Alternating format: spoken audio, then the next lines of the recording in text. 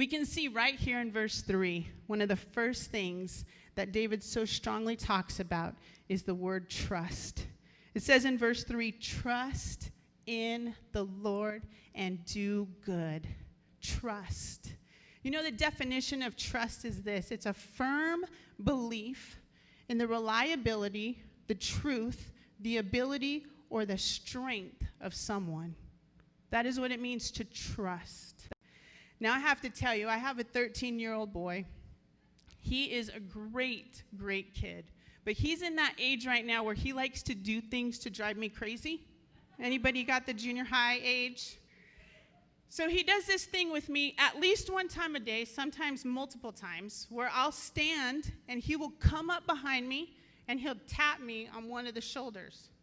And as soon as I turn around, he also has turned around, crossed his arms, and just free falls back into me fully. Like, he doesn't stop.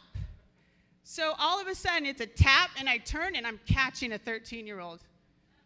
And sometimes I look at him and say, what are you doing? He's like, I don't know. Like, there's no rhyme or reason, right? You're 13. You just do it.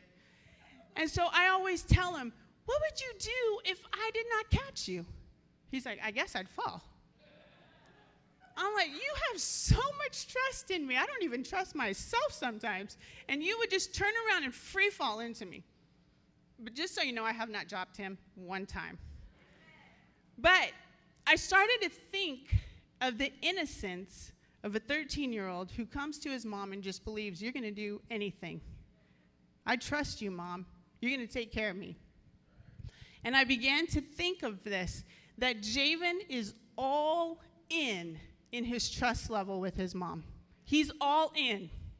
So he knows that I'm reliable and truthful, and I have the ability to catch him and the strength to do it, and he's all in. And he does it over and over and over and over again, just to prove, man, I just trust you. And it's fun, and he likes to laugh. But some of you, as soon as I say the word trust, there's just like this. You already sense it. You sense that little bit of tension in your neck, and you're like, oh, trust. And that's a fun word. And some of you, you can already think of ways that trust has been affected in your life. Maybe it came through a relationship, a family member, an offense that maybe you've just been carrying, and so the trust has been broken.